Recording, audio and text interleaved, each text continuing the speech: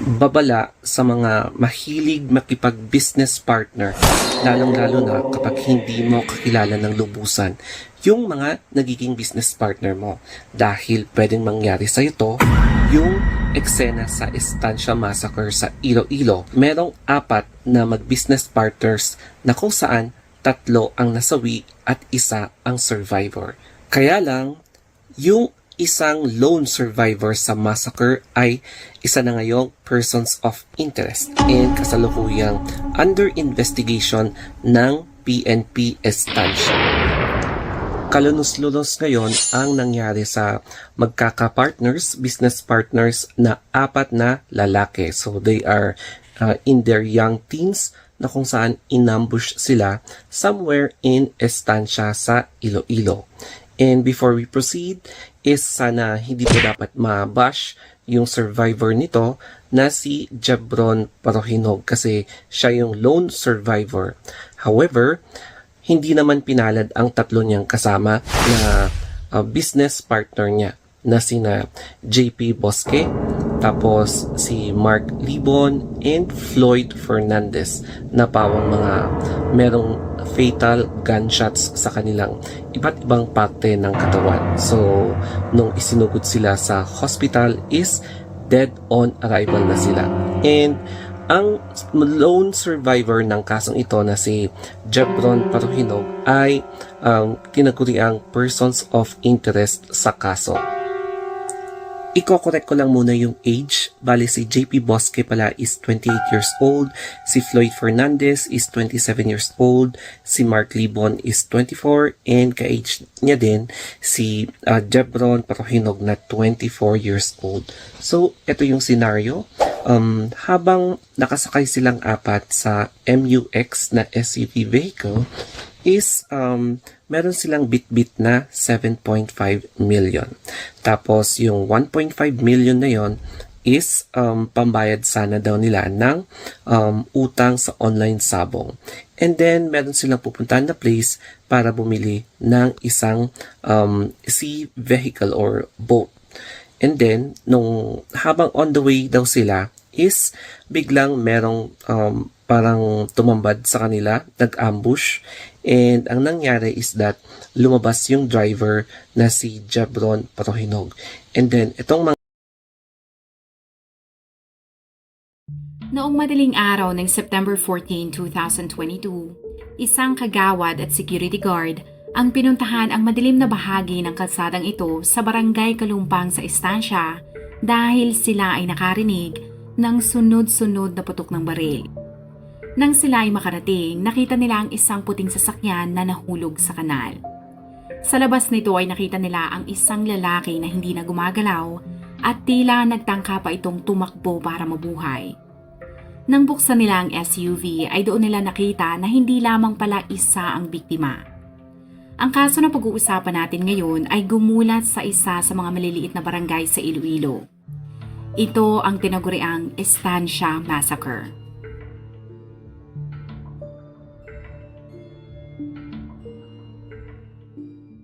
Ever since I left the city.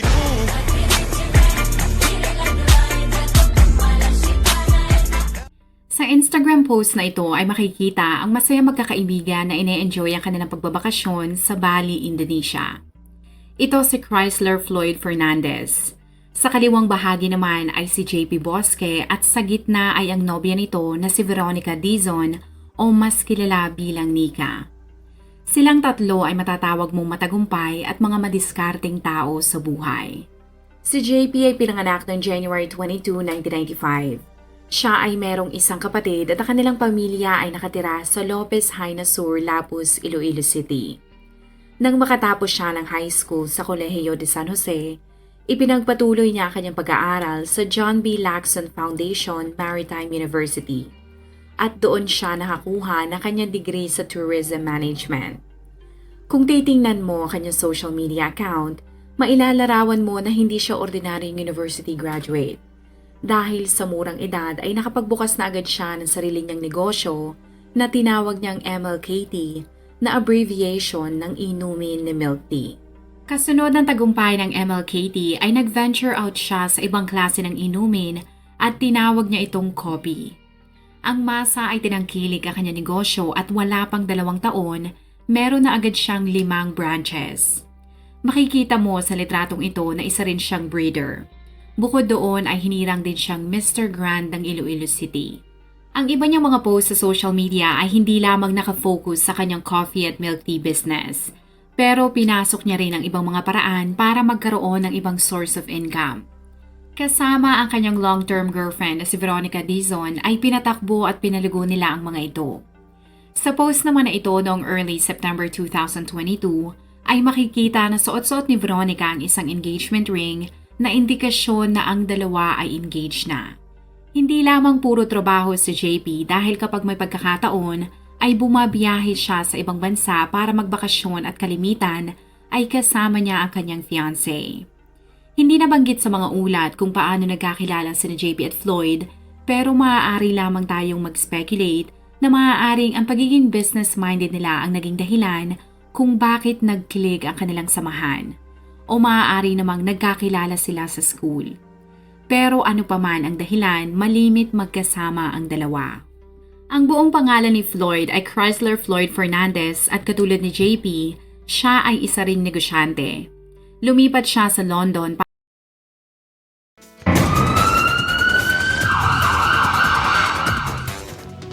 Isa sa mga napatay sa pagpangluthang sa estansya nga si Mark Libao ginlubong na. Samtang case conference, ano bala ang resulta? Si Zen Kilantang nakatutok. Isa kamisa ang ginpatigayon sa Diocesan Shrine of Our Lady of Fatima sa Quintinsalas, Haro, antes ginlubong sa Iloilo Memorial Park kahapon si Mark Clarence Libao, isa sa mga gintiro patay sa estansya Iloilo upod kanday JP Bosque kag Floyd Fernandez. Lakip sa nagtambong sa lubong ang mga abyan sini kag mga himata. Ginpasalamatan sang iya pamilya ang tanan nga tawo nga nagpakiguunong sa ila kalisod kag padayon nga nagapangamuyo para mahatagan sang hustisya ang kamatayon ni Mark. Wala naman nagpa-interview na ang pamilya Libao apang panawagan nila nga mapadasig ang pagresolba sang kaso agud masanagan ang nagluntad nga krimen. I believe, hindi po tayo titigil at magsasawang lumapit sa ating Panginoon upang italangin at ihingi ng justice ang kalagayan po ni Mark. Sa pinakamadali nga panahon, inyang ginbuyan nga tinaga ni IPPO spokesperson Master Sergeant Francisco Lendero na hanungod sa pagpatigayon sang luminal test sa mga lugar nga posible gindalan sa mga biktima sa estansya shooting. Dugang pa ni Lendero, sa nakaligad nila nga case conference, ginaestablisar na kag sa korte na lang igapasa ang mga footages nga na-retrieve sa cellphone kag sa dashcam sa mga biktima. Nice and sa ibang nga tao. So like for example, may mga assumption regarding sa presence of another crime scene.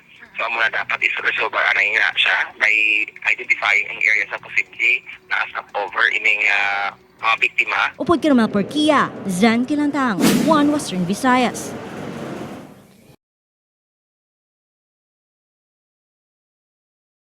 The Department of Foreign Affairs says it will provide DNA samples to Cyprus police to confirm if the third murder victim is indeed a Filipina.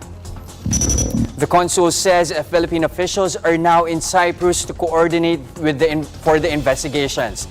In offering its condolences, the government also plans to provide financial aid to the families of Filipino victims, which the Greek Cypriot suspect met through an online dating site.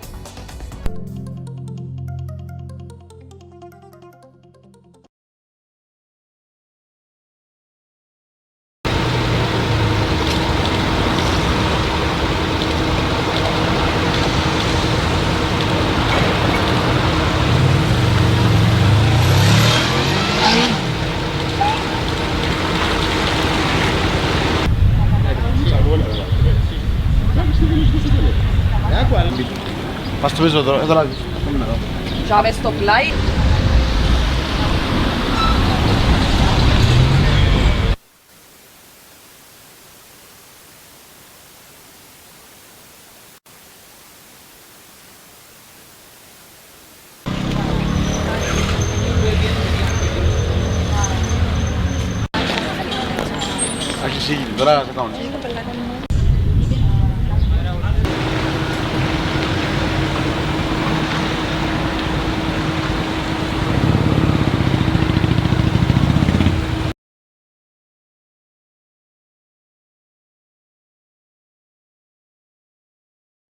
Noong June 2017, ang travel vlogger na si Sarah Funk na merong 170,000 followers dito sa YouTube ay nagdesisyon na pumunta sa Cyprus para tingnan ang sikat na Red Lake ng personal.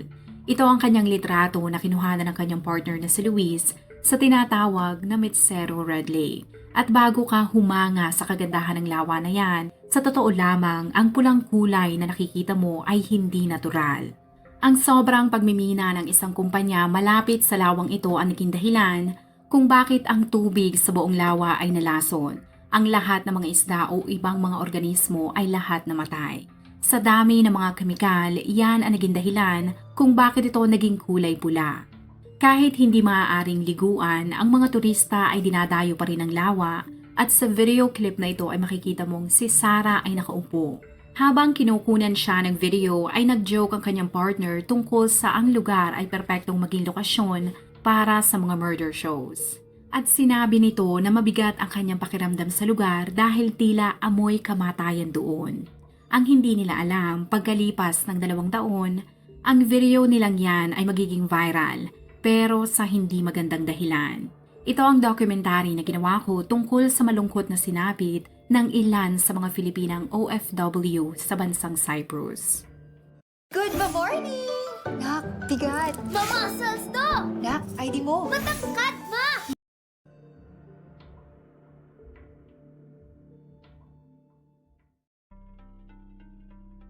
Katulad ng nabanggit ko kanina, ang kaso na pag-uusapan natin ngayon ay nangyari sa Cyprus na isang isla na makikita sa Mediterranean Sea at sa timog bahagi ng Turkey. Kung pagbabasehan mo ang mga litratong ito, matatawag mong merong diverse landscape ang isla at meron itong unspoiled natural beauty. Bukod sa mga magagandang beach at kabundukan, isa sa mga ipinagmamalaki ng lugar ay ang kanilang mainit na klima dahil halos 1 taon na sumisikat ang araw doon. Yan ang naging dahilan kung bakit ang Cyprus ay mabilis na sumikat bilang isa sa mga tourist destinations sa Mediterranean. Ngunit noong April 14, 2019, ang mga tao ay hindi inaasahan ang pagbabago ng panahon. Ang napakalakas na ulan ay nagdulot ng pagbaha sa ilang mga lugar. Ang dating Instagram-worthy na mga tourist destinations sa Cyprus ay naging kulay abo at tila naging walang buhay. Nang humupa na ang ulan, ilang mga turista ang nagdesisyon na magbike at magtungo sa isang abandonadong minahan dahil gusto nilang makita ng personal ang isa sa mga lokasyon ng paborito nilang pelikula. Umakyat sila sa abandonadong infrastrukturang ito at nang marating nila ang tuktok, isa sa kanila ay naghagis ng bato sa ibaba na naging dahilan kung bakit ang ilan sa tumpok ng lupa ay gumuho. Habang unti-unting gumuguho ang lupa sa ibaba, ay napansin nila na may itim na plastic bag. Dahil sa kagustuhan nilang makita kung ano ang nilalaman ng plastic, nagkataon naman na merong sasakyan na dumadaan na may sakay na 2 aliman.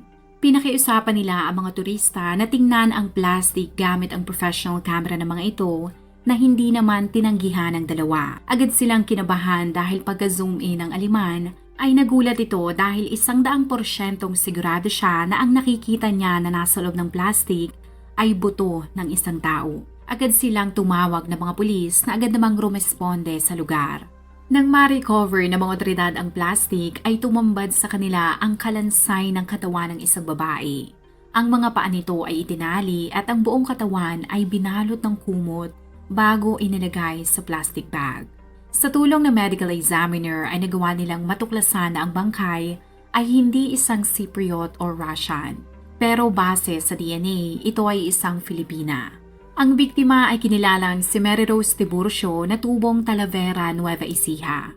Ito ay naiulat na nagtungo sa Cyprus para magtrabaho bilang kasambahay, kapalit ng sahod na 350 euros o mahigit kumulang 20,000 sa isang buwan. Base sa mga reports, noong May 2018 pa ay hindi na ito makita, kaya ang kanyang roommate ay agad kinontak ang mga otoridad. Ngunit walang nangyari sa investigasyon noon dahil para sa mga ito, ay baka umalis lamang si Mary Rose sa Cyprus. Nang malaman ng mga otoridad na ang Filipina ay may 6 na taong gulang na anak at nawawala din, agad nilang inaresto ang dating partner ni Mary Rose na isang Romanian. dahil nakita sa bahay nito ang passport ng bata. Ngunit dahil sa kakulangan ng ebidensya ay pinakawalan din ito. At para makakalap ng mga impormasyon na makakatulong sa paghahanap, ang mga otoridad ay kaagad nagtungo sa bahay ng amo ni Mary Rose. Kinuha nila ang mga gamit nito na maaaring makatulong sa investigasyon. Habang naghihintay ng resulta ng computer forensics sa mga gamit ni Mary Rose, ang mga otoridad ay hindi nagsayang ng oras at nagdagdag sila ng mga investigador sa lawa para makasigurado na wala ng ibang mga biktima ang nasa ilalim ng tubig. Ang ilan sa kanila ay nagmungkahi pa na tanggalin ang lahat ng tubig sa lawa. Ang kanilang pagod ay nagbunga dahil pagkalipas ng 6 na araw, isa pang labi ang kanilang nakita.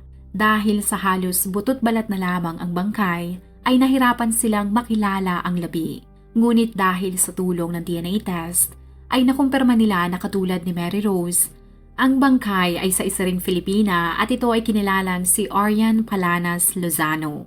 Siya ay isa ring OFW na nagbakasakali na magkaroon ng mas maayos na buhay sa Cyprus. Pero katulad ni Mary Rose, ito ay bigla na lamang naglaho mahigit 1 taon na ang nakakaraan. Ayon sa interview sa mga amo nito, bukod sa pagtatrabaho nito sa kanila, si Arian ay merong part-time job. Sinabi nila sa mga investigador na noong July 2018 ay iniwan nila ito sa kanilang bahay dahil sila ay nagbakasyon. Ngunit nang sila ay bumalik sa kanilang tahanan, ay nagtaka sila nang hindi nila ito nakita. Agad nilang inireport ang pagkawala ni Arian sa mga otoridad. Pero katulad ng investigasyon na nangyari kay Mary Rose, hindi ito umusa dahil para sa mga pulis, maaaring si Arian ay umalis na sa Cyprus para magtrabaho sa ibang lugar. Ang mga investigador ay kinumpirma din na ang suspect sa pagpatay dito ay maaaring ang parehong tao na pumatay kay Mary Rose dahil parehas sa mga itong hubad, itinali ang kanilang mga paa, binalot sila ng kumot bago ilagay sa plastic bag at saka itinapon sa pulang lawa. Ang mga otoridad ay mas lalong kinabahan dahil baka maaaring marami pa silang mga bangkay na makita sa ilalim ng tubig, kaya pinag-igin nila ang kanilang operasyon. Habang nasa kaligitnaan ng kanilang search and retrieval operation, ang resulta ng investigasyon ng computer forensics sa laptop ni Mary Rose ay inilabas na. At base sa mga investigador ay natuklasan nilang si Mary Rose ay aktibo pala sa online dating. Ang mga eksperto ay nagawang makuha ang mga pangalan at matrace ang IP address ng mga taong nakakausap nito sa internet. Agad nilang sinugod ang bahay ng mga taong yun at dinakip nila ang 2 mga lalaki na ayon sa balita ay parehas na Cypriot National Guard o sa madaling salita ay mga sundalo. Habang idinadaan sa police interview ang 2 mga lalaki, ay hindi na lamang sa mismong lawa nag-focus ang paghahanap ng mga otoridad. Ngunit tiningnan din nila ang ilan sa abandonadong mga minahan sa paligid ng lawa. Pero tila mas mapapadali ang kanilang paghahanap dahil bago matapos ang araw na yon, isa sa mga lalaking naaresto ay umamin na siya ang pumatay sa mga Filipina. Ngunit nagulat ang mga investigador dahil ayon sa sundalo ay hindi lamang 1 o 2, kundi meron pang 5 tao siyang pinatay. Ang revelasyon na yan ay ikinagulat ng mga otoridad dahil para sa kanila, hindi lamang kagandahan ng kanilang lugar ang kanilang ipinagmamalaki. Pero ang Cyprus ay maituturing na isa sa mga ligtas na lugar.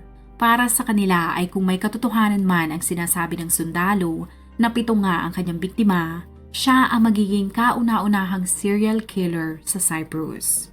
Sa press briefing na isinagawa ng mga otoridad ay ibinahagi nila sa publiko na ang lalaking umamin sa pagpatay ay ang 35 taong gulang na si Nikos Metaxas.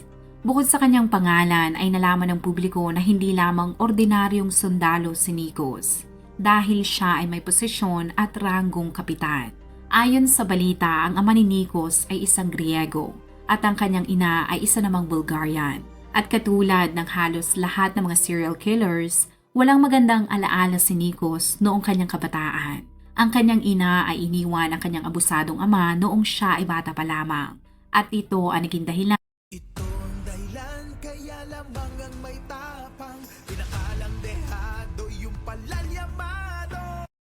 kung bakit ayon sa mga psychologist ay meron itong abandonment issue o merong trauma si Nikos na maiwan o abandonahin ng ibang mga tao.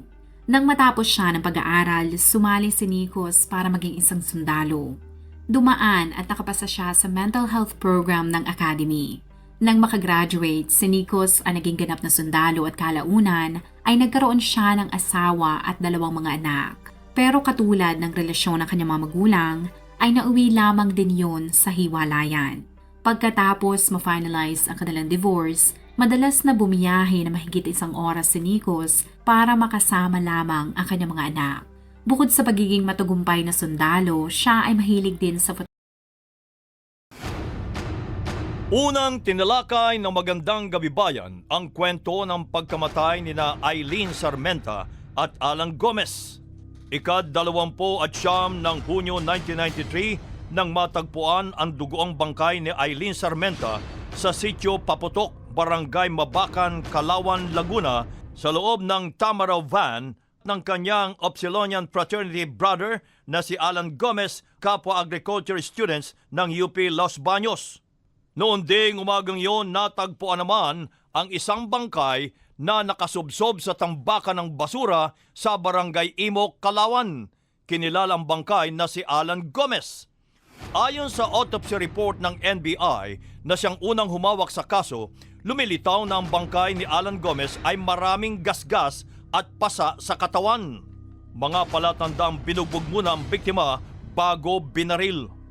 Sa dami kasi ng pasa ni Alan, hindi ito pwedeng makuha niya sa pagkabagsak dahil sa tama ng baril o sa isang palo lang. Ayon din sa report, mga 2 talampakan lamang ang layo ng pagkakabaril kay Alan, kaya ang tama sa likod niya ay tumagos sa kanyang dibdib na ikinawasak naman ng kanyang baga. Malapitan din ng barilin si Alan sa ulo na nagpasabog sa kanyang utak. Buong base ng ulo ni Alan Gomez, durog lahat yun. Basag lahat yan. Kaya mayroong posibilidad na it could be a Armalite caliber 5.56 or Armalite Rifle M16. Si Aileen Sarmenta naman ay binaril sa muka at tumagos ang bala sa kanyang utak. Lumabas din sa autopsy na ginahasa muna bago pinatay si Aileen Sarmenta. Pinabulaan na naman noon ni Chief Superintendent Lahum na kalahating lata ng sardinas ang nakuhang seminal fluid sa bangkay ni Aileen.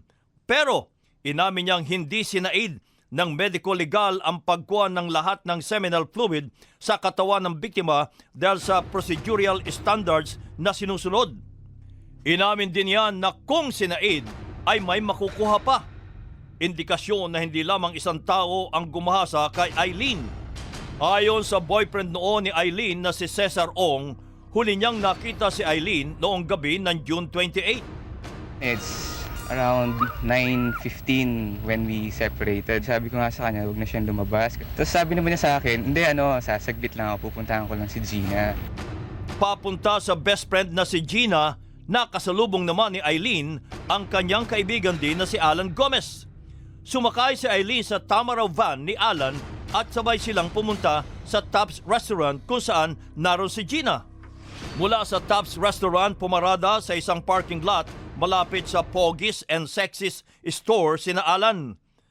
Isang junior brad nila sa fraternity ang nakatambay sa tindahan at nakakita sa kanila sa pagitan ng 10:00 at 10:30 ng gabi. Sabi, pwede bang makipalit ng 2 boteng malamig na beer? Tapos umalis na sila, lumabas na sila. Mula doon ay bumalik sa loob ng UP campus ang Tamaraw van. Ito na ang huling beses na nakita pang buhay sina Alan at Aileen bago sila dinukot at maranasan ang mala-impyernong sinapit ng 2 sa kamay ng 7 suspect. Pero noong una, hindi kaagad sina Mayor Sanchez at mga tauhan nito ang inakusahan sa krimen. Unang lumutang ang pangalan ni Kit Alquesa bilang mastermind. Paano nadawit ang pangalan ni Kit Alquesa sa kaso at paano rin napatunayang si Mayor Sanchez at 6 niyang tauhan ang may sala sa brutal na krimen? Abangan po yan bukas sa part 2 ng ating KSP Kabayan Special Patrol.